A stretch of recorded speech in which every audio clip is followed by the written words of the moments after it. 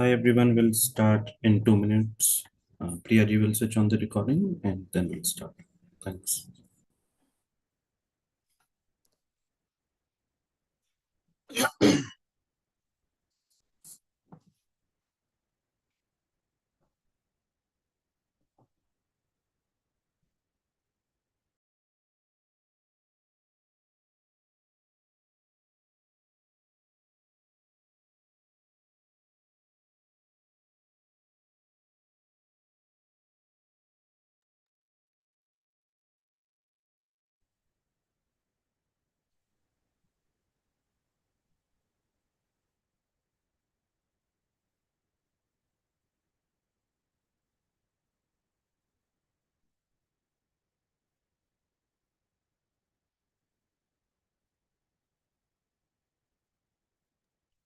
So we can start the meeting. Thank you. Thank you, Priya. Thank you very much. Good morning, everyone. Good morning, Prakash sir. Good morning, Vinayak. Good morning, Priya. On behalf of Team Clinaminds, I would like to welcome you all to this webinar on regulatory affairs. Clinaminds have been conducting various information webinars on the various opportunities in the life sciences sector. So this sector, pharmaceutical industry in the last 2 decades in India has grown substantially, and India today is at the forefront of the global drug development industry. So we are today the country which cannot be ignored globally. We are today the pharmacy to the world. We are the largest generic sort of a market in the world, largest generic drug supplier in the world, in fact. Also, India is investing heavily into the global R&D. Our companies are now involved into the R&D and the drug development process, but there is a long way to go. The regulatory affairs department plays a very important role in any pharmaceutical company. And it's the department which touches every aspect of the drug development, research, R&D, marketing, global exports, you name the area, transportation, packaging, nothing is unregulated. This is one of the highly regulated industries for good reason, because it's dealing with the human beings or with the veterinary medicines. Hence, we are highly regulated industry. So every stage we have a regulation. Every stage we follow certain global regulations, certain guidelines, which make this as a very interesting industry from a professional point of view. So in today's seminar, we would discuss about the opportunities in this space. Let me scroll through the presentation. Very briefly about Clinaminds. Clinaminds today is a 20-year plus organization with a lot of experience now in the pharmaceutical and life sciences industry, skilling, training programs, consulting services with the global pharmaceutical companies. And in the trainings, our alumni is today over 12,000 plus, working globally and in all the prestigious companies in India and worldwide. Our programs are all government certified.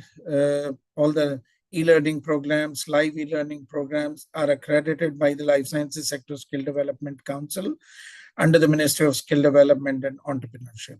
Our programs are also accredited in US, and that makes them internationally accredited by the Accreditation Council for Clinical Research Education. We provide a very active placement support. We do not leave the hand of the student till they are fully placed. There's a constant support, 360-degree support in terms of preparing them for interviews, preparing them for the technical roles, preparing them for the HR rounds, arranging interviews, and constantly provide that support where students go and work. Hence, that's the reason we have today this huge alumni which is placed across the industry. All our programs are job-oriented, skill development programs, and all these programs are designed as per the needs of the companies. We talk to industry on regular basis. These meetings on weekly basis, fortnightly basis, monthly basis. And also we have a fairly well-respected academic council, which has got the top leaders from all leading pharmaceutical life sciences companies, CROs, medical device companies, and all these professionals. They are on our academic council, and we seek their guidance to constantly improve our program and bring them to global standards. Cliniminds also has a various divisions where we provide end-to-end consulting services solutions for the medical device and pharma industry that keeps us very close with the pharma companies, and that helps us a lot in the placement solutions for our students. Over the years, now we have the relationships with over 250 plus companies with whom we have business relations, placement relationships, different kinds of opportunities we explore with these companies. In addition, we have our students, for the benefit of students, we have a lot of technology partnerships. For example, for the pharmacovigilance software, we have a partnership with Tara PV. There's a company from UK. There's an Innovate IR Research is a CRO with whom we have partnerships for hands-on training on various clinical trials and regulatory related issues. There's a company called ThinkEye, which is a CRO with whom we have a tie-up with providing the hands-on internship. So large number of such relationships are there. These are some of the skill maps you can see that what today you can do after your graduation, whether it's a B.Pharm or a BSc or a M.Pharm, PharmD, MSc, MBBS, MD, BHMS, BDS, PMS, any qualification today, Cliniminds has the opportunity for these students. So these courses or the skills today are critical for anyone. But today we are going to talk very specifically on the regulatory affairs industry. In order to do that, let's understand our pharmaceutical market. Global pharmaceutical market is now $1.7 trillion, which is growing at about 6.15%. And by 2034, this market would be close to about $3 trillion. So this would be 3,000 billion, means the $3 trillion will be the global market size. Out of this, today, India has got about $61 billion market size, out of which we have about 23 billion in the domestic market and about $26 billion we export. And we continue to grow. That's one of the fastest growing market in the world today, that when the world struggles with recession and the other things, India continues to grow at about 11.3%. And by 2030, we would be about $120 to $130 billion. And why these numbers are important? Once you see the growth, this growth will bring opportunities for you. Opportunities, business opportunity for the new employment generation. India is very attractive to the global companies, and the recent developments of the global capability centers by the global pharma companies is an example that how the India is becoming a very attractive for these companies to set up their R&D operations, manufacturing operations, global capability centers. India has got a low cost of production. We are able to, that's our advantage, and India will have this constantly, this advantage over the lot of Western markets, and overall cost of development, raw material cost is small. India at the same time is a very large market for the variety of diseases, the lifestyle diseases, cancer, and the other diseases which we have. India is also a very attractive place today to conduct the R&D, to conduct the research.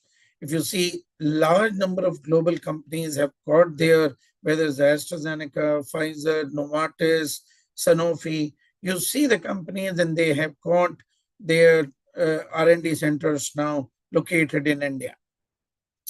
The India also has got now over the years, in the last about 50 years of constant, work which is happening. We have developed a very strong competence in both manufacturing formulations and APIs. And today, in the generics, we are pharmacy to the world. We have been able to provide for the major disease challenges like HIV at a very low cost. The drugs have been provided by India. And today, now our growth is coming in APIs as well. And India will constantly, grow in the APIs, which is very important for the drug development process. Earlier, our entire dependence was on China and the other countries, but now India is sort of growing in this space as well. India has got the maximum number of the USFDA approved plant outside of US. So that's a very attractive proposition for a lot of companies who want to manufacture their, drugs or the drugs or the formulations or the clinical trial batches in India. And now the ease of conducting clinical trials and the bioequivalent studies, we have proper regulatory framework in place, compensation structure is well defined, regulatory timelines today for putting any kind of applications are very clear. These are some numbers. You can get this, PPT will be hosted on the website. You can see this website numbers later. You will see how we are, we provided the top 10 global pharmaceutical companies, number of people they employ globally, and what is their global revenue size. And most of these companies have got now very strong presence in India. These are the top 10 Indian pharmaceutical companies. And how the Indian companies are growing. Look at these numbers of our giants like Sun Pharma today, which is one of the now largest, drug companies in the world. But continuously, I think the work is constantly going to happen, and India will be on the constant growth curve. We are talking today in this slide, I'm covering the global regulatory affairs market size. Now we are coming to the main area. And this number will make you understand why the opportunities in the regulatory affairs are growing. And my colleague Prakash will go into detail on the reasons why this outsourcing is increasing in India and what kind of a job roles and the activities which are happening in India. And we are going to see this constant growth of the pharma medical affairs, medical device regulatory affairs, and combined, if you see this market today is about $16 billion. We're talking about not anything else, no clinical trial. We're talking purely the regulatory affairs outsourcing market. Now, within India, how we are performing, that was the global numbers, and how the India is faring. India is current market size is about 400 million, approximately $430 million is the worth of outsourcing, which translates to the rupee value into about 4,000 to 5,000 crores rupees outsourcing is happening. Every time we see the number, you always relate this number to the number of people which are being hired in this industry. Medical device is a big area now. Medical device outsourcing is going to increase to India. Hence, there will be growth in the medical device regulatory affairs. And this number today stands at about $512 million, close to about 4,500 crores, and growing.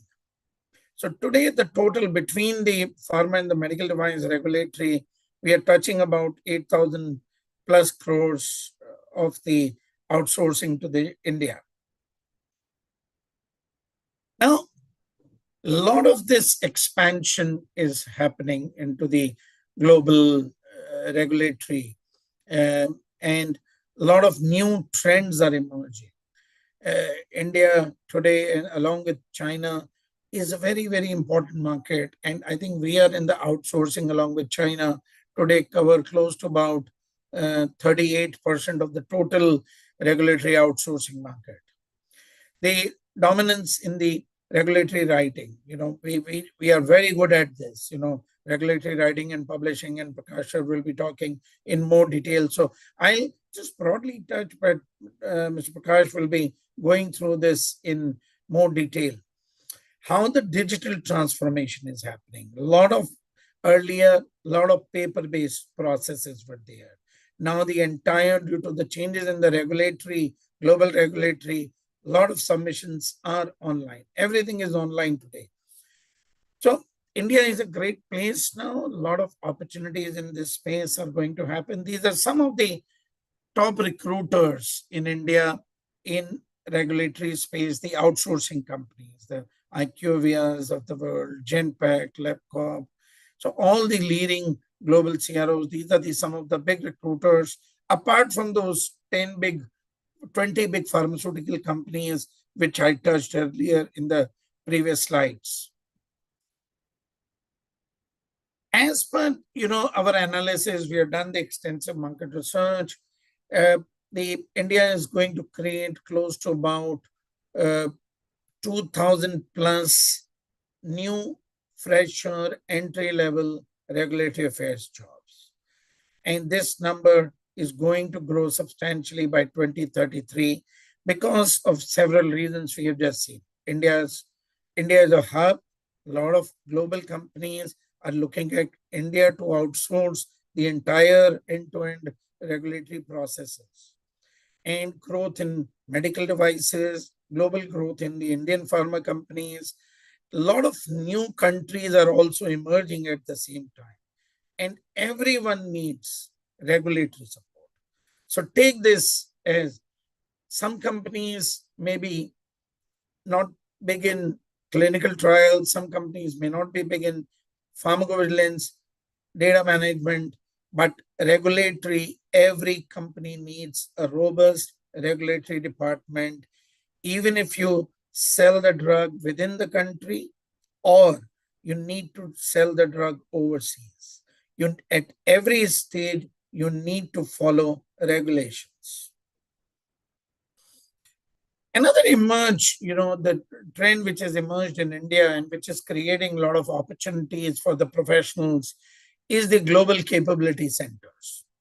Now, these global capability centers is not a very new development, but in the last about 4 to 5 years, you have seen all major pharmaceutical companies are now setting up their big centers, R&D, development centers, global capability centers for regulatory, clinical trial, medical writing, analytics, any area where they have opportunities to bring the process to India. These companies have established in these 4 cities, Bangalore, Hyderabad, Mumbai, Delhi, are witnessing a lot of growth, out of which Hyderabad is in fact number 1 today.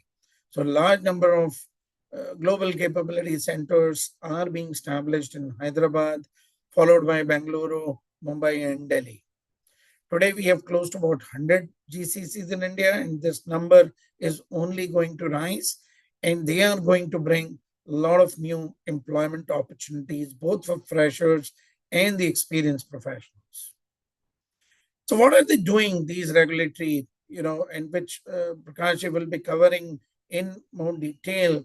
They do pretty much everything what is today required in regulatory, whether it's a dossier preparation, dossier submissions, preparing of CTDs, regulatory writing, compliance support, drug life sciences, this life cycle management of the drug. And a lot of AI is also being used in this process. Now, don't get AI always as an enemy. AI is a great friend, and you're not going to lose jobs due to AI. AI is critical process for a refining process, for speeding up the repetitive process. That doesn't mean necessarily that AI is going to eat up jobs. AI is today a critical tool which we need to deploy the way we deployed computers in 80s in India, and today we have become a powerhouse of the world IT. Every second IT professional in US is Indian. So we will be next 20 years, keep watching next 20, 30 years, India will become a powerhouse in AI as well. So large number of these global companies like Sanofi, AstraZeneca, BMS, Novartis, Amgen, Pfizer, they have big centers and they continue to grow in India. These are some of the newer trends, how these companies, we also talked this in the previous slide, that how the regulatory affairs is witnessing the new turns in terms of the technology today, setting up of the global advanced centers, the digital approach, ensuring that the all systems which are building are globally the digitally very, very competent. So this is creating a lot of new opportunities for India. This is also going to provide India a huge opportunity to learn the new skill sets. So with this, I will take a pause and perhaps we'll take the questions towards the end. All these audio videos are being recorded and also on the YouTube Live. You can always go to YouTube Live and watch this. And all these recordings would be subsequently available on YouTube. With this, now I'll hand over the session to Prakash sir. Over to you now. Yeah, thank you, Kamal sir. Thank you for the overview about the regulatory. So, can you please confirm me, sir, whether my screen is visible? It's coming now. Yes, it is. Yeah, thank you, sir. So, hello everyone, welcome to the webinar, and thank you, Kamal sir, for organizing this webinar today about regulatory advice and regulatory advice and overview about the departments and main responsibility, and also we can see the AI utilization in the pharmaceutical industry and medical device. So my name is Prakash, having 11 years of experience in pharmaceutical industry. So we can start with the regulatory affairs. So first of all, what is regulatory affairs? And what is the importance of this? So regulatory affairs is a profession developed from desire government to protect the public health by controlling the safety and efficacy of the product in the area including like pharmaceuticals, veterinary medicines, medical devices, pesticides and agrochemicals, and even the cosmetics as well as, and even we can see some area about the complementary medicine as well as. So the companies are responsible to make sure that the discovery, testing, manufacturing and marketing for those products, to want to ensure the supply of the product, the safety, and make sure to worthwhile the contribution to the public health. So in the normal words I can say the person is the main important, the play a crucial role in between the pharmaceutical industry and the regulatory health authorities. So this person can do all the activity like before marketing and after the marketing as well as. So we'll see what how it's look like in the regulatory affairs in the coming in the upcoming slides. Let's go. So in the pharmaceutical industry, what are the different departments we have? So we can see. So in the under pharmaceutical companies, we have R&D, that is research and development, and clinical, manufacturing, quality control, quality assurance, regulatory affairs, pharmacovigilance, business and finance marketing, and external partners. Apart from this, we have another key role play from HR's resource, legal team, supply chains and warehouse, and IT team as well as. So all those departments are working under pharmaceutical industry, even the medical device industry as well as.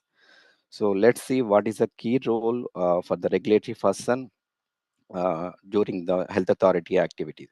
So we can see the regulatory profession is responsible for keep tracking ever-changing legalization in all the regions in which company wish to distribute their product.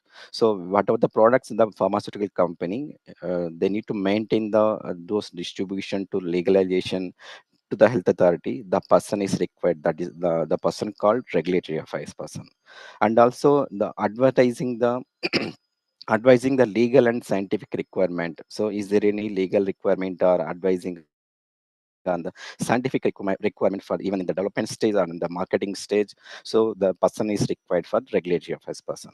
And also the collecting the evaluating scientific data. So it include clinical data as well as. So whatever the collecting information, the person is filing the dossier to health authority and presenting the registration documents and regulatory agencies, carrying out throughout the subsequent negotiation, if necessary, obtained from the regulatory authorities to maintain our products in the market, and also we can get the approval from the health authority. And also giving strategic and technical advice at the highest level in the companies, making an impact contribution both commercially and scientifically for the success of the development program in the company whole. And next one, like management of the license on the market. So this is activity will take care about the post marketing variation. Like example, we can take renewals and variation submissions, and also helping the company to avoid problem caused badly kept records, inappropriate scientific thinking, and poor presentation of the data. So in this activity also the person is required, that is regulatory person. And next one, local price and reimbursement of the dossier preparation. So CMC writing and drafting this clinical report and even the non-clinical part, and even the administrative information also the person is required, that is regulatory person. And next one, support in inspection. So whenever we are getting any inspection or audit, US FDA audit or Australia, this kind of audit we are getting, so the person is main play a key role in the even audit as well as. And also we have the public advertisement and scientific advertisement. If we have any conducting workshop from the pharmaceutical industry, so here also the person is presenting on behalf of the industries. And additionally, the regulatory affairs department will often take in part of the development product, marketing concepts, and the commonly required for approved packaging and advertising before the what is used for commercially. So moving to next. So what are the main activities under global regulatory affairs? So whatever we have seen earlier, that is industries wise regulatory affairs. So coming to the this one, this is the main activities in the global levels. So under global levels, we need to see to make sure that marketing authorization applications. So that is like from launch of new product to the market, and management of life cycle operation activities. And also we can define the strategy and registration of the product life cycle activities, drafting and maintenance of the regulatory dossiers, archive all the documents needed that should be sent to health authorities, be always update regulatory legalization and requirement, and be in contact with worldwide health authorities.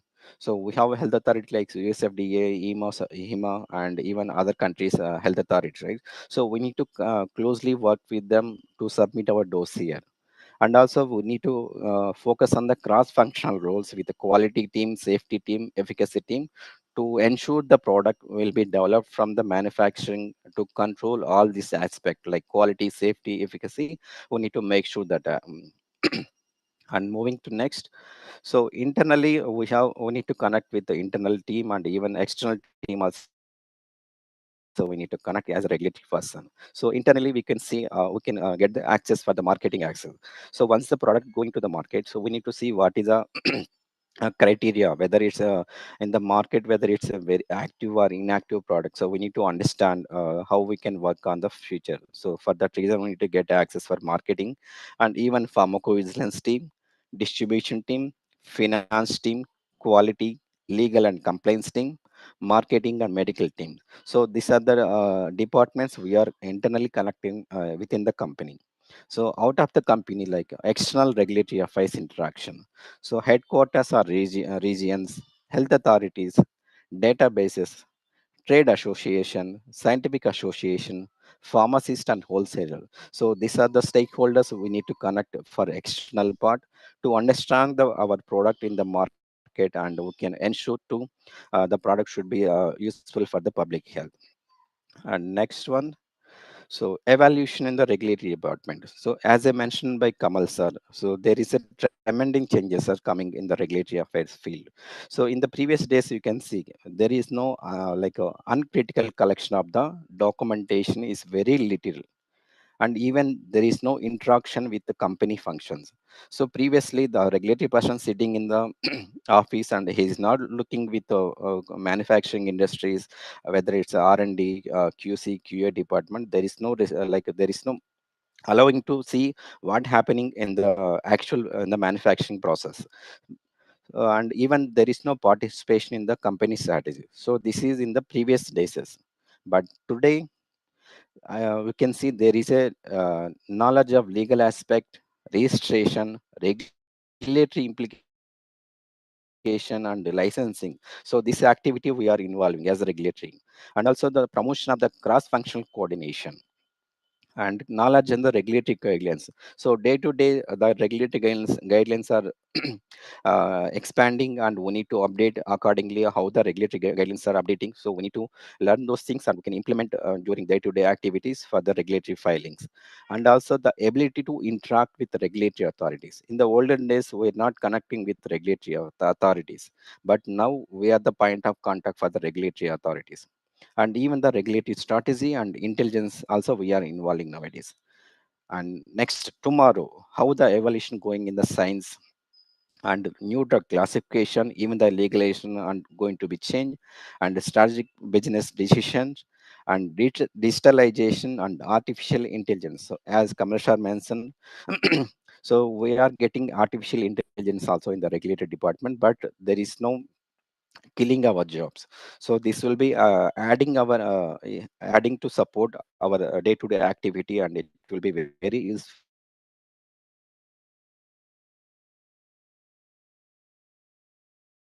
for the intelligence will use in the pharmaceutical industry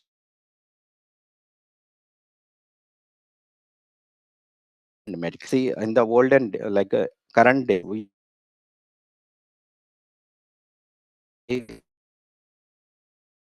is use approval document. So on current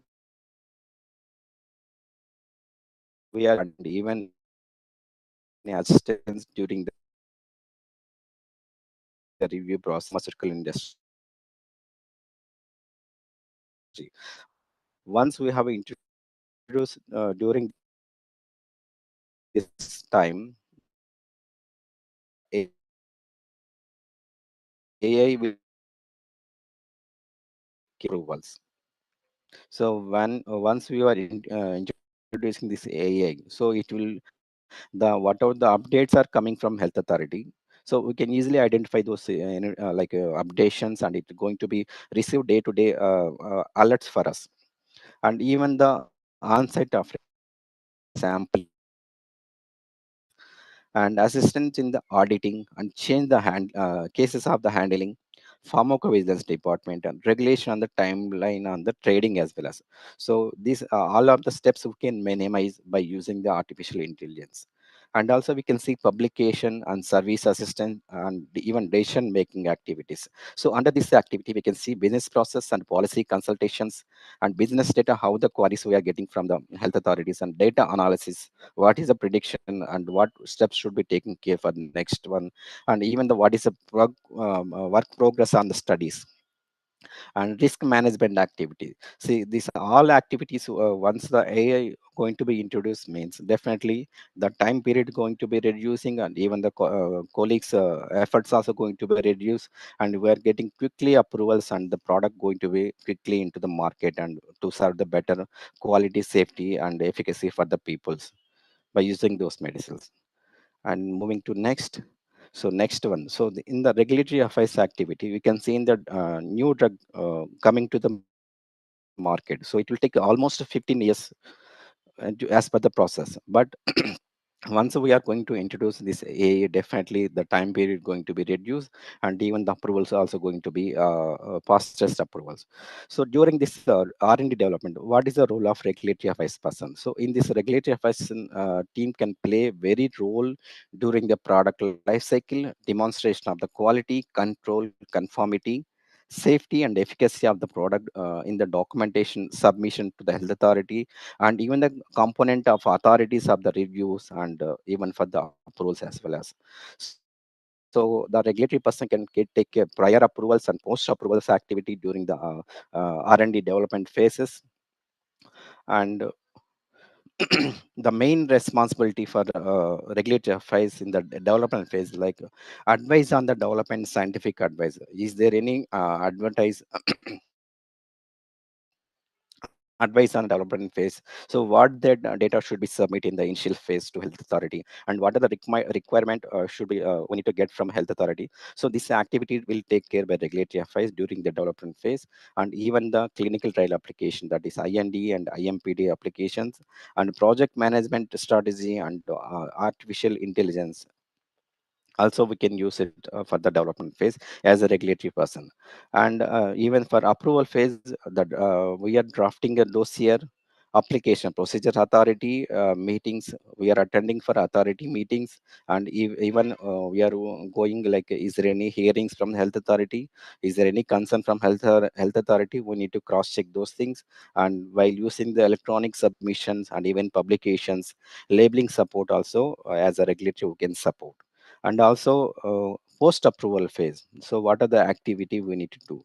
Under post approvals, we need to do renewals of activity, post market variations, life cycle management, compliance and post approval commitment, new indications, and labeling, advertisement, and reimbursement of dossier preparations. So this activity will take care by regulatory affairs person in the post approval phases. And coming to the manufacturing side support, during the manufacturing site support, the regulatory person can help you on the assessment of the changes of manufacturing site. So here, is there any change management control is implementing? So here also the person is regulatory person involving, and he is closely connect with the foreign peoples and to understand what are the changes going to be happen in the manufacturing site. And we need to finalize the strategy for before production and even the marketing phase. And also participation in the inspections. So in the inspection, like audit phase also, the person is going to involve during the marketing, before marketing, so when we are going to submit health authorities. And even the QP declarations, drafting, and GMP and documentation, compliance between the batch records and dossier preparation. These are the key activity will take care by regulatory person. And moving to next. And also we have the other another activities like approval phase. So in the during the approval phase, like in the R&D phase, we need to submit the dossier to marketing authorization application, that is a MAA for Europe market, biological license application BLA, that is USA, new drug application NDA, that is USA. So we are going to submit these new applications during the approval phase for the R&D. And the submission document from module 1 to module 5 dossier we are going to submit to health authority.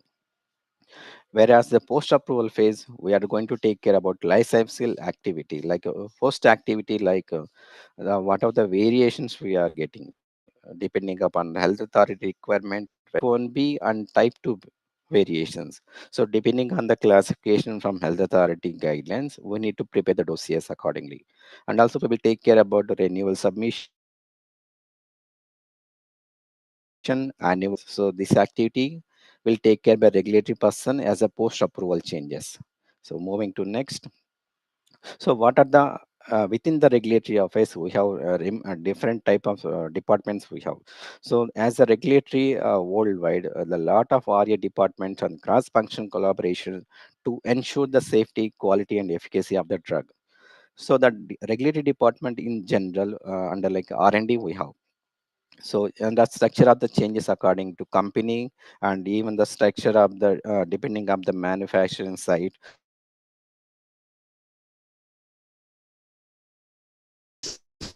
efficacy of the drug and during the marketed phase. So the focus of the activity and the medicinal product and medical devices, even the clinical, he co-work with CMC strategy, that is a regulatory submission strategy finalization, labeling, country regions and lifecycle management, compliance, regulatory operations, intelligent policy, and advertising and promotional compliance. So these are the departments we have within the regulatory affairs. So let's see one by one. So first one we will take like global regulatory lead. So the person is responsible for developing and implementing the global strategies to secure the maintain of the market approval for the product and assign for the therapeutic area. So what are the therapeutic area the person is working? So this person will take care about developing and implementing of the global strategies as per the regulatory health authority. So this person will take care. And next one, global regulatory affairs CMC. So this person will take care about drafting and maintaining of the regulatory dossier, that is model 3 and model 2. And also this person will contact with the regulatory affiliate worldwide, and preparation of the regulatory and CMC package, that the main responsibility for the regulatory global CMC person. And coming to the regulatory affiliate, so this person is uh, expert on the country requirement. So this country requirement will take care, right, model 1 documents. So the person is responsible for preparation of module 1 country requirement and also review of the submission package from module 1 to module 5. This person going to be review and approve the dossier before going to the health authority. And next person, like next department is labeling. So this labeling team will responsible to update the all the labeling document like artwork, product information, PIL, that is PIL, product information leaflet, summary of characteristics product, that is SMPC, and labeling submissions. So this complete labeling activity take care by labeling team. And next department is regulatory intelligence or strategy. So this regulatory intelligence strategy will take care about define the regulatory strategy in order to occurrence the like accelerate the submission process and even the approval of avoiding the questions from the health authorities. So the expert about the regulatory requirement. So mainly intelligent team will take care about the requirement of the submissions to minimize the approval process as well as. And moving to next department, so next department is the publishing team. So this publishing team will take care about the regulatory dossiers in the health authority portals, and even this person will connect with the health authorities and in case of any query response from during the submissions phase.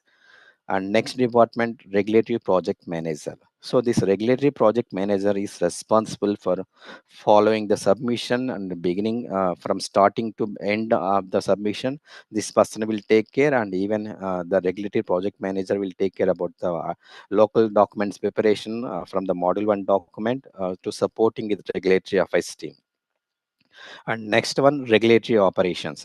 So this regulatory operation team, depending upon the helping support for the submission in general, like creating archival from the regulatory systems and update the day-to-day activities and supporting for the formatting of the documents. Like nowadays we are going with the electronic format, right? So for this electronic format, we need there is some standard procedures for the document preparation. For those activity will take care by regulatory operation team. And next team like regulatory and startup specialist. So this team will take care about regulatory startups and a specialist about the key clinical operations, professional responsible for managing the country site specific activities, and even the clinical trials part also they will take care. And also they are securing the regulatory approvals and preparing the sites of activations and enable the program startup as seamlessly. And also this team will preparing and submitting the clinical trial application, that is CTA, to regulatory markets, and even the ethics committees also they are working, complying on the submission dossier and managing the responses, and even the tracking the submission timelines and using the regulatory intelligence tool and interacting with the regulators and to secure the necessary approvals. So these are the departments we have within the regulatory affairs team. And in addition to those teams, we have regulatory compliance as well as and even regulatory advertisement. So this regulatory compliance team will take care about the impact quality part and performing according to the GMPs and supporting the site cases, inspections like during the audit phase. So this team will help about the regulatory compliance. So they want to make sure the quality of the product, and even they can follow the standard operation procedures, that is SOPs, with directly contact with the QA team. And the next department, regulatory advertisement. So this team is responsible to conduct the regulatory promotional labeling and even the marketing compliance reviews for the R&D, and even the commercial area also they will support. And even we can see the support from the regulatory advertisement team for the applicable of laws, regulations and policy related, and advertisement and the promotion, even the prescription products. So this team will take care about medical affairs team as well as. So these are the within the regulatory affairs team who have, and they are playing very crucial role during day-to-day activity to support the public health. So moving to next. So, right now we have talked about what is the regulatory and industries department, and within the industry, what is the role of regulatory affairs. Now we can see the regulatory affairs association. So we have two association in the worldwide. That is a TROPA and another one is a RAPS. So the aim for this both associations to perform the profession healthcare regulatory affairs globally. They will provide the support of world-class educations, even define the accreditation as well as. So this TROPA and RAPS, they are going to produce like a certification course, and it will be very high cost, I can say. And the time period for this one, 3 years for the certification validity. So if you can get those TROPA and RAPS, is very difficult to approach, and even you cannot able to complete in the single time of phase. So it's a very tough job to get these certificates, but it will be very useful if you have the TROPA and RAPS. It will be like a bridging for your dream job in the regulatory affairs. So this is about the Regulatory Affairs Association. And next one, what is the interaction with health authority? As a regulatory person, we need to interact with regulatory health authorities in the day-to-day activity for the submission of health authority. So we need to ask the regulatory advice in advance for the medical products, and even we can ask suggestion for default classification. So as I mentioned earlier, so we have the post approval activities. We need to go with the renewal submission, in even the variation submission.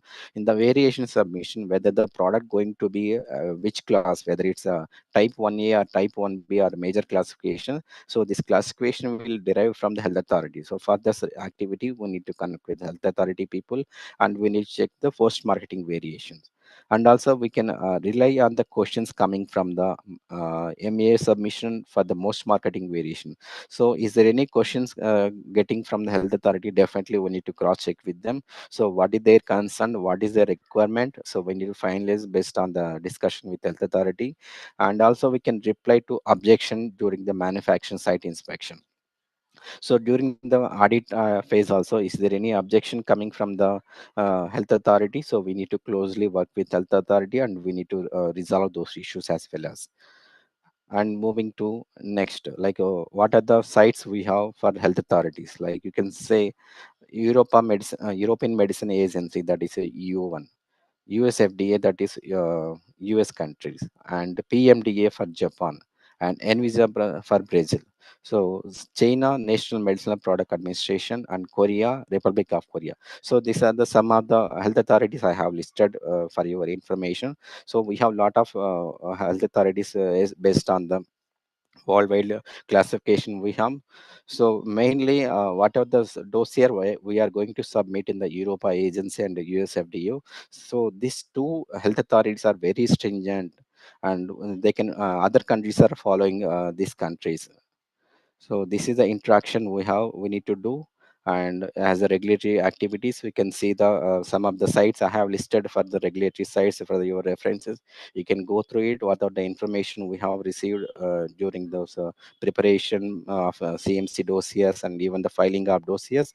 We can cross check these sites, and we can see the what they have informed, even for the administrative information about how much fee we are going to pay for a single strength, and even multiple strengths also how much fee we are going to pay. So this kind of information we can obtain from the health authority regulatory sites. So this is very useful while filing the dossier too, depending upon the country's health authorities. So I think that's all from my side today. So guys, if you have any questions, now I would like to open the forum for questions, and please use the chat functions that submit your questions. Thank you, Prakash. Thank you very much for your excellent presentation. Very informative, very enlightening. Before we go into the question answer session, I'll request my colleague Priya to run through our program in regulatory affairs, which is full-time batch going to start in August. And so she'll very quickly share the program information. And after that, we'll take all the question answers from all the audience. Over to you, Priya.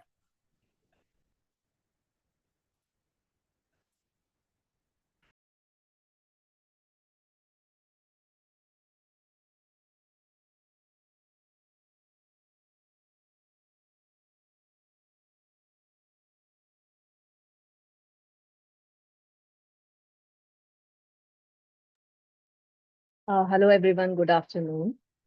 My name is Priya. I'm from Cliniminds marketing team, and I'm here to discuss about my program of drug regulatory in Cliniminds, how we conduct that, what is our program structure.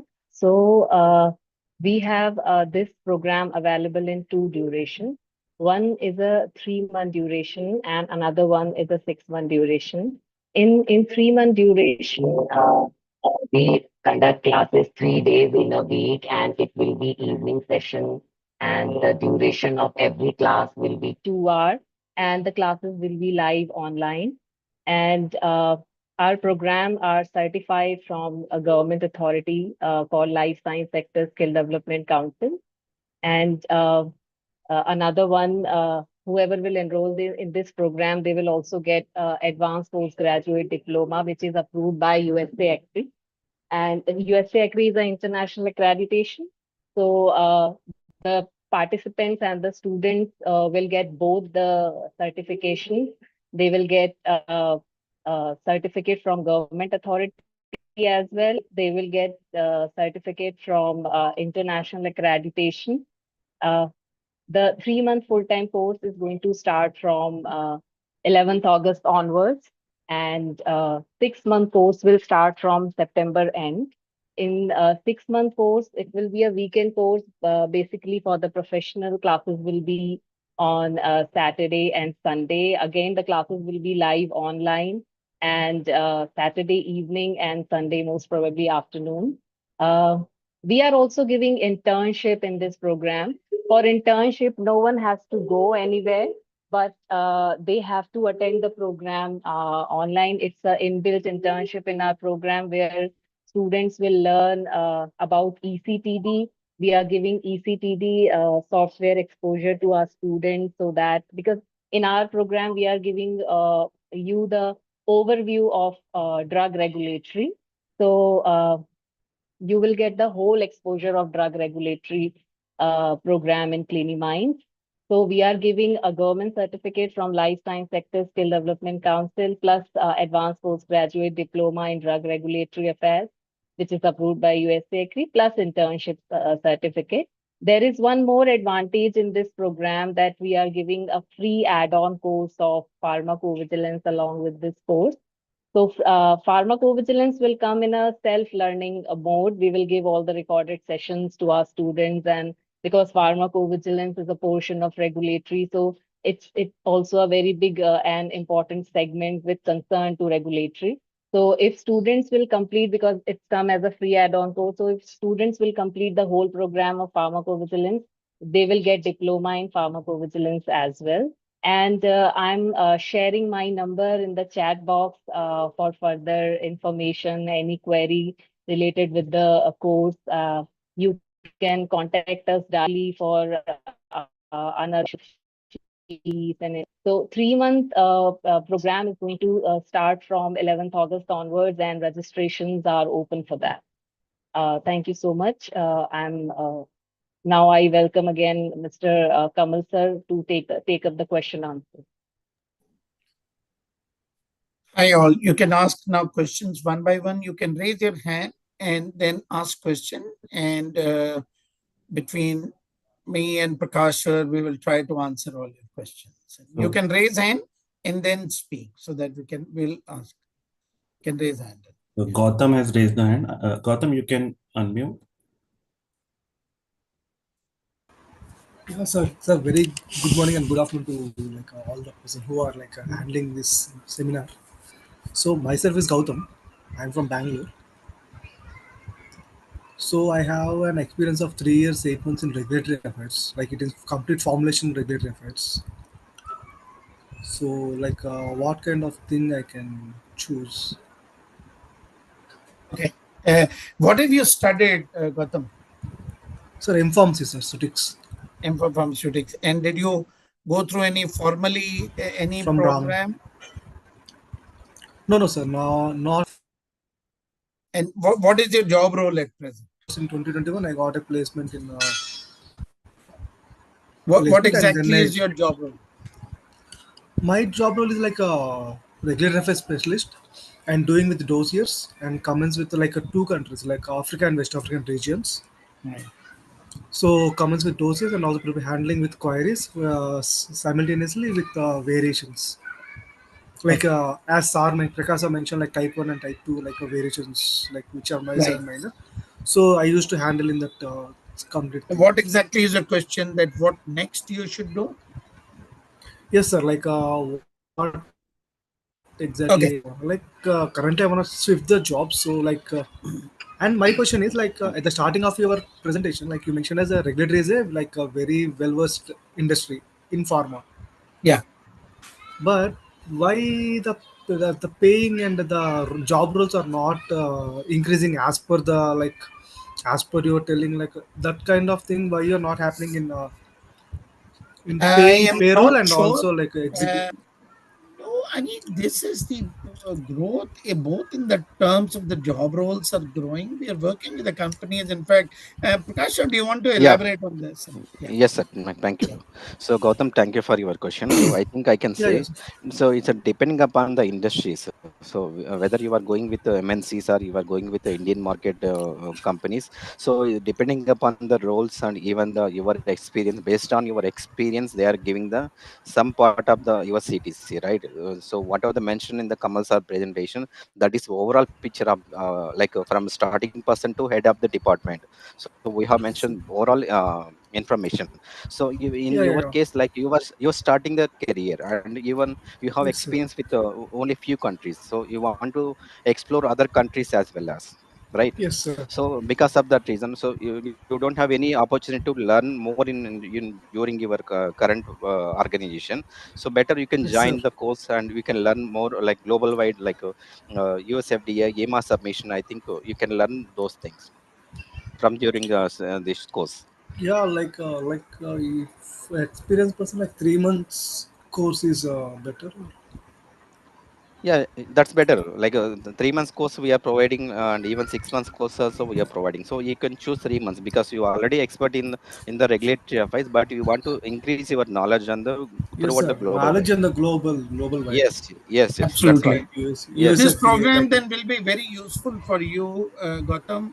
Weekend program, at least for you, would be extremely useful because what we have done, we have blended fairly advanced topics into this program actually. yes, So sir. Yes. you're going to learn a lot of new things. And, the industry, I'll make a little generic remark, irrespective of a regulatory or a pharmacovigilance. Or we are in an industry and the phase in India, which is very dynamic. A lot of regulations globally are changing. A lot of technology is changing. Are we Yes, sir. keeping in pace with these changes? That's very important. opportunities will come if you keep pace, learn new things, new technologies, new regulations. That's how you're going to get the opportunities at the next level. So like one more thing, like how will be the placement, sir? Like We do provide complete placement support. We don't leave until you're placed. Your experience, it will be easy for us to push you into the next level with the clients. We do have for the weekend program also, we have the same placement support what we have for a full time. So there is no difference in terms of the placement. So for you, the weekend is important because you are working Monday to Friday. working, sir. Yeah, yeah. So weekend course is extremely, and we will provide the placement support once your program is completed. And it's good for us because you have a related experience, so we can talk to the clients accordingly. Yes, sir. Yeah. Thank you, sir. Thank you, Prakash, sir, and Right. Kamal Right. sir. No problem, Gautam. Tejaswini, So all can download the brochure link we have given in the chat. So you can download all the brochure for the program as well. Right. Over to anyone else now next. Tejaswini, you can unmute.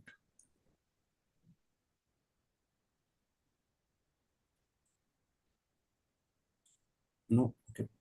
Hello. Hello, am I audible? Yes, yes, Tejaswini. Good afternoon, sir. Good afternoon, everyone. I'm Tejaswini.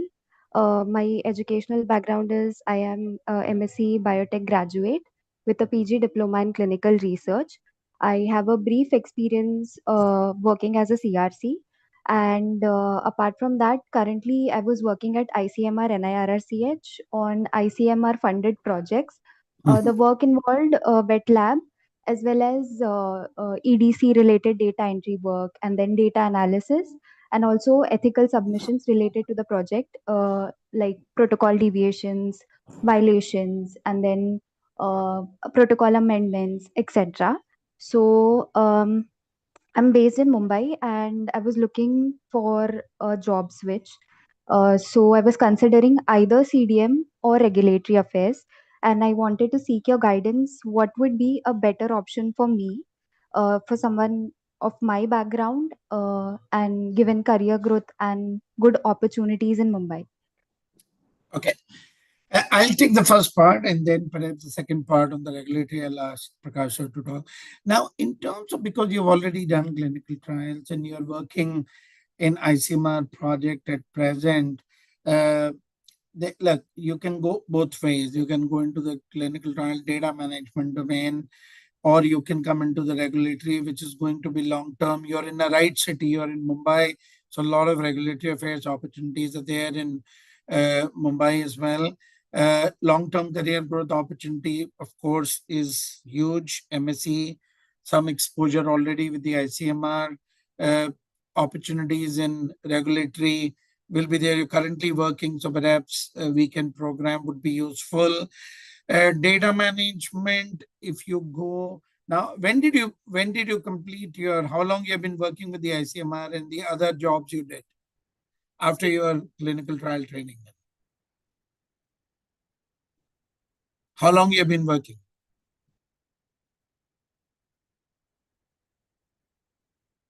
Tejaswini, you can unmute. Hello.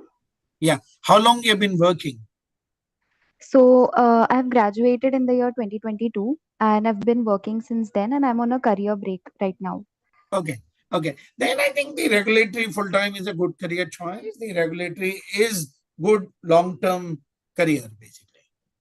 Okay, okay. Okay, sir.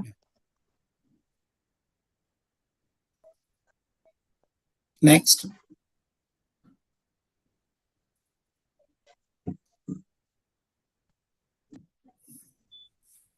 Next, Vinay. Who is the next? Pratyusha. Hello. Hi. Good afternoon, sir. Good afternoon, everyone. Good afternoon. Actually, I have experience in pharmacovigilance and I have 9 years of experience. So right now I'm in my career break since 1 year. So I'm thinking to shift my role from pharmacovigilance. So I'm thinking of changing to either regulatory affairs or aggregate reporting. In pharmacovigilance, I was into case drafting. So I thought. How long you Sorry? worked in pharmacovigilance in the case process? 9 years, sir. 9 years. Yeah. Okay. If you've done work in 9 years, then I don't recommend the change in the regulatory firm. I would rather you to upskill in the advanced drug safety management like aggregate, signal detection risk management. Those are the areas where you should acquire skills to grow. Because you have already taken a career break, but you should go back to pharmacovigilance. I think after 9 years, don't switch the career to regulatory. Oh, okay. So rather than regulatory, it's like upskilling myself to either signal management, signal detection, or No. We have a combined course, advanced drug safety management program, which covers everything. It covers medical review, it covers signal detection, aggregate report writing, PSMF, safety data exchange agreements. So it covers everything. Okay. Yeah. Okay. So You get in touch with us. We will give you that particular program information. Yeah. Sure. With whom I can connect? Vinayak, his number is there in the, he'll just post his number on the chat and you can just connect with him on WhatsApp. Sure. He will give you the, for more information. Yeah, his number is there now on the window. You can pick his number and connect with him on WhatsApp. He is, may I know his name, sir? Sorry? I was unable to get his name. Vinayak. Vinayak. Sure. Yeah. Thank you. Yeah. Thank you. Any other questions? Please? We have two more. Mithali. Yeah, Mithali. Hello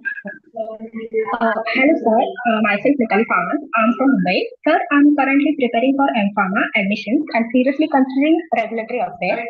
What key advice would you give to a student like to grow into a successful RA professional? I think your voice is echoing. Probably you have two phones connected. Can you check? Because I couldn't hear you much. Prakash, did you hear the question? Yeah, I think she's going to join regulatory affairs in the M-Pharmacy. Okay. I think she want to understand how we are going to support for new joiners, right? That is right, Mithali, your question? Yes, sir. Yes, sir. Mithali, we have our own program in regulatory affairs. You're joining M-Pharm in regulatory or you're joining a journal M-Pharm? Sir, actually मुझे regulatory affairs join करना है. So हमारा ये course है, so you don't even need M-Pharm for this career. You can get pretty much after B-Pharm, you can do this program and get into the entry-level position into the regulatory affairs. Okay. Yeah. So I'll just scroll through what we teach in this program. Someone scroll this down? The skills what we are teaching here in this program. Yeah, this is our module. Okay. So what you need at the entry level CMC, very good understanding of CMC, the regulations understanding, drug master file, you need CTD, ECTD, all these skills you require for the entry level positions, and that's all will be well covered in this. Yeah, Prakash, sir, you want to speak? Yes, sir. I can echo you with yours. So I think whatever the models we have listed in the brochure, so I think definitely this will be helpful for the entry level jobs, and even some part of the like other department peoples also can, if you want to choosing the regulatory as a career goal, and even they want to join regulatory, definitely this will be useful. This course, and even they can learn so much of things when compared to even the regular studies as well as. Sir, yeah, go ahead. Am I eligible to enroll in your courses at Cliniminds or you're a B-Pharm? You're a B-Pharm? So they for only postgraduate or working professionals? No. Even B-Pharm fresher, the program is very useful for the freshers. Okay. Yeah. Thank you. Yeah.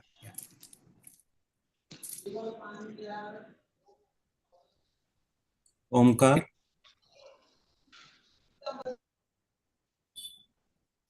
Hello, am I audible? Not very clear. You can be closer to your phone or device. Hello, is it? No? Yeah, better. Yeah. Thank you for a wonderful session and insights, Kamal and Prakash. So I am Omkar Shinde. I have 2 years of experience in regulatory informatics. So as you share in slide the operation and publishing department, right? So in here we are mostly combined. So we do operations and publishing work together. I mean same person, but I want to move into the core regulatory department, not just the operation like CMC or labeling or anything. Not just for the publishing role. So could you please share so what skills and qualifications should I focus on? So any need for further education like MPharm, MBA or specific course, or is it a good idea or should I stay in informatics? Or Prakash, you want to take that? Yeah, you can just take it for the initial part. So next I will take second part of his question. Yeah, you can start with Prakash. Okay, sir, no problem. So, Omkar, thank you for your question. So, as you were already in the regulatory informatics, I think that is one like like what is the basics and regulatory affairs and what the roles we are doing. So now we want to choose moving into the core CRA, right? So that is like CMC activities. So that is I can give one advice like this is very much idea like you can go ahead with the CMC part as you are learning on and still you have 2 years experience. Now you are in publishing activities. So if you want to expand your career like you want to become an all-rounder in the regulatory, like as I mentioned in my presentation, what are the departments we have. So I think your idea is very good and we can move from intelligence to CMC. So even the feature was like what are the writings we are doing for model 3. So based on the model 3 we are working rest of the CTD structure from model 1 to model 5. So I can strongly recommend to take this opportunity. You can utilize and you can gain knowledge from these sessions, and definitely it will be useful for you in the upcoming your features. Over to you, sir. Yeah. Kamal sir. So in this, one of the fundamental challenges in the company is, and when you have done, you did your MPharm earlier? no, BPharm. You did BPharm. So you did BPharm and joined immediately the company and you went into the publishing. Now, what happens typically is when you get into the job and company for its own reasons will try to keep you into one area. So your learnings are not going to increase, formal learnings. And BPharm, you don't learn much, the formal regulatory. There's a disconnect between the regulatory, what we study in BPharm and what is there in the real world, in the corporate sector. So it's quite important for you to go and upgrade, get the new skill sets, and then sort of start looking into the area. So those 6 months will give you a lot of time to interact with the experts who will be teaching you, and you'll be acquiring new skills, and that will give you the time to think that where do you want to go. Instead of deciding today, take a program, go through it, and acquire new skill set, and then take a decision which direction you want to take. And you're still only about 2 years, so there's a lot to learn. Yes. Thank you. Thank you. Thank you very much for valuable advice and time. Thank you. Kumkum.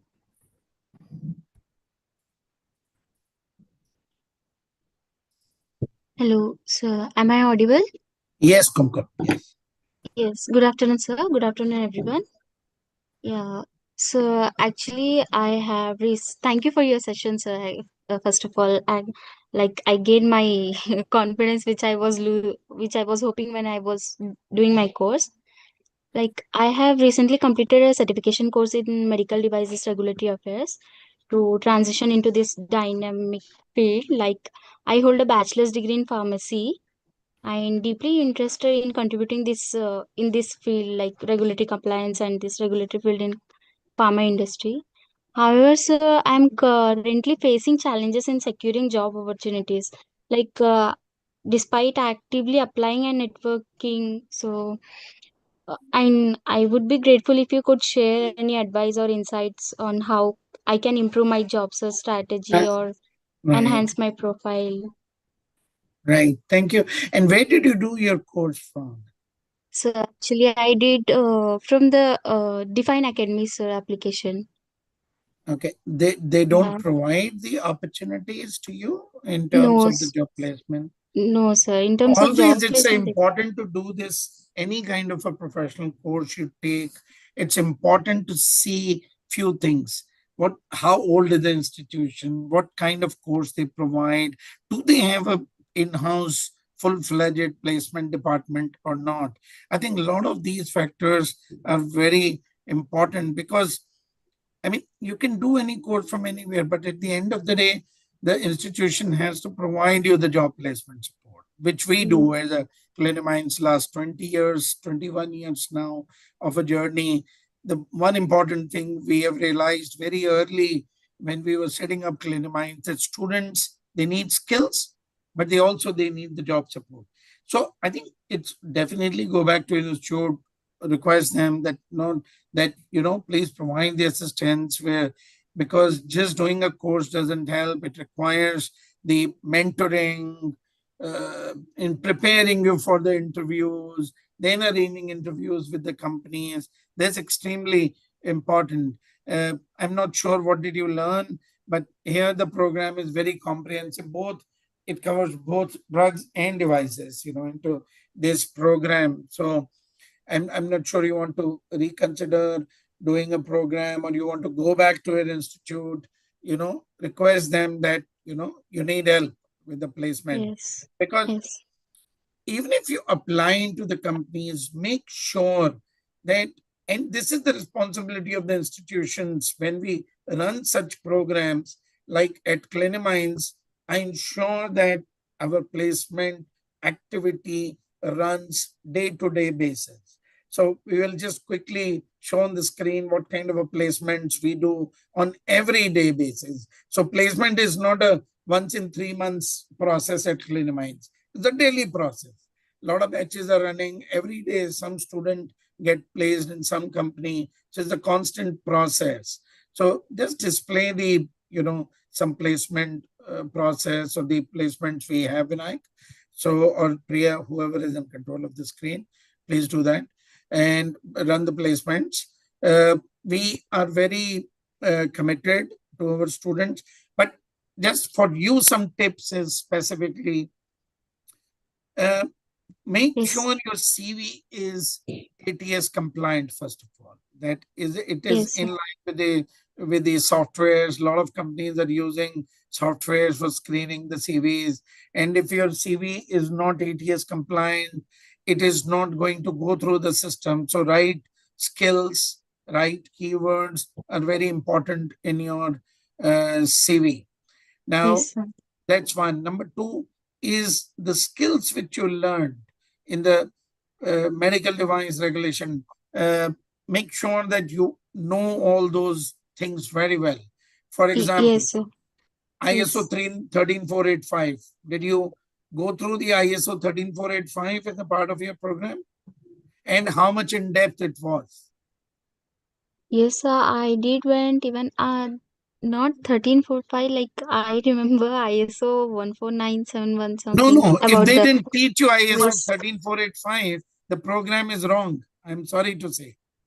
If Okay, you sir. don't learn ISO 13485, what is the point of learning the medical device course? Yes, sir. Like I did it 2 months ago, sir. 3 months back. So I'm just not recalling it currently, but Yeah, I will make these are sure the like I'll things brush will up on be it, there sir. in the interview. So Yeah, yes, sir. if a recruiter asks you, can you explain the quality management system for the medical devices? You Yes, need sir. to have answers. Yes, sir. And this is where our program goes in depth for months. Every day, a lot of classes, a lot of hours we spend for the program. So these are like you can see the program, our placements, different companies, different students, different parts of India. Yes. And we put this information live on our program. So this would be as Shruti Sutar must be 3-day-old, 4-day-old placement. all these Divya Patil and all these names, Rashmin, they are all very new placements, So everyday placement process. These are M.Pharm, Yes, sir. B.Pharm, Yes, sir. MSc, Thank you for your BSc. You guidance, can sir. see Actually, I different was thinking qualifications. of I got a seat through CET for doing M.Pharma in regulatory affairs, but due to some circumstances, I just missed it.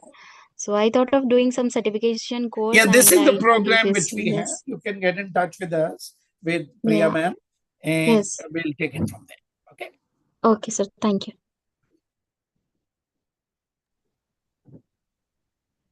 We have Supti Gorai.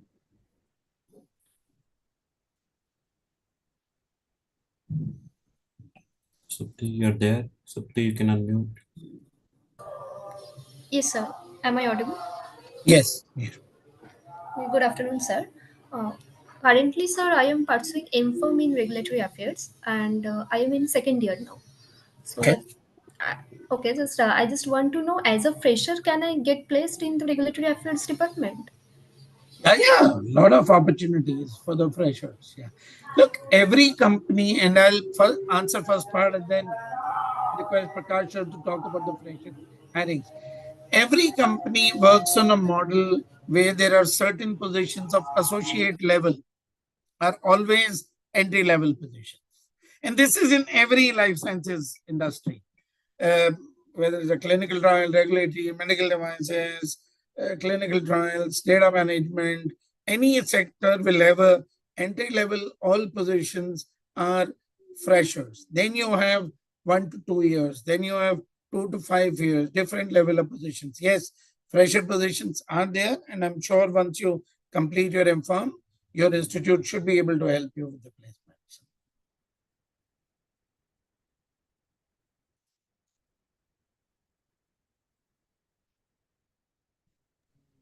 Next, we have Bhushan. Hello, sir. May I audible to you? Yes, Bhushan. Yes. Good afternoon, sir. Good afternoon. Sir, I'm currently working in R&D. And previously I'm working in quality control department, but now I'm searching for the regulatory affairs department. So please Okay. guide me, is good for me or not. Currently I'm working in R&D, but work is related with the API, and I also review the data DMF drug master file of API. So can I switch? Right. You're ready to undertake this program, weekend program, which we have. You can take even a full-time. Classes are in the evenings anyway, or on Saturday. So you can take a full-time or weekend. Full-time classes are in the evening. So this program will give you a lot of information on Even different skill sets. You'll get a lot of different skill sets in this program. So classes are full-time, evenings or weekend options. You have both options to take. And we will then place you into the another level of positions. Anyone can raise hand now. If anyone has any questions, can write in chat box. If anyone has any questions, can write in chat box if they are not able to.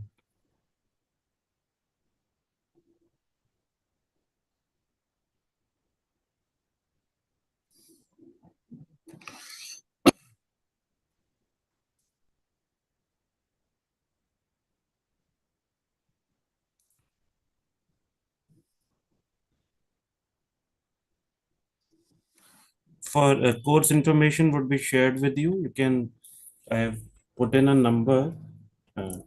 You can write to us on WhatsApp. We will share the information with you. All right, everyone.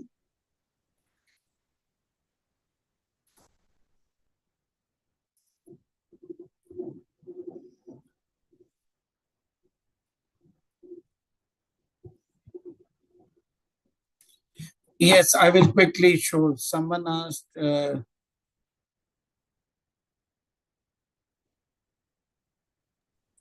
a question. Can you please guide the skills required to update after 9? Yeah, we have already spoken to this person. Yeah, it's the Advanced Drug Safety Management, 9 years. I think Vinayak, you can connect with. I am. I'll just quickly show the regulatory companies.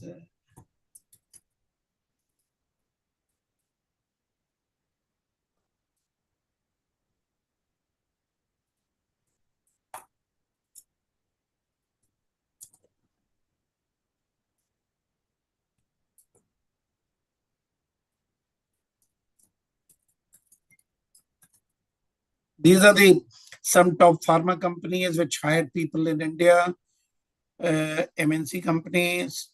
These companies are the all Indian companies they hired. These are the companies which are hired a lot of people at the fresher to experience all levels. Then you have, these are some major companies in India which have strong presence, who hire people at all levels, including freshers.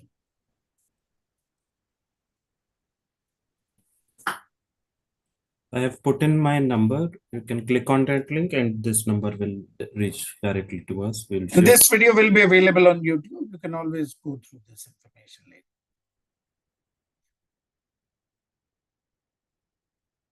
Okay, then. Thank you, Prakash sir. Thank you for your presentation. Thanks a lot. And everyone. Thank you, Kamal sir. Nice Thank you, everyone. rest of the weekend. Yeah. Bye. Yeah.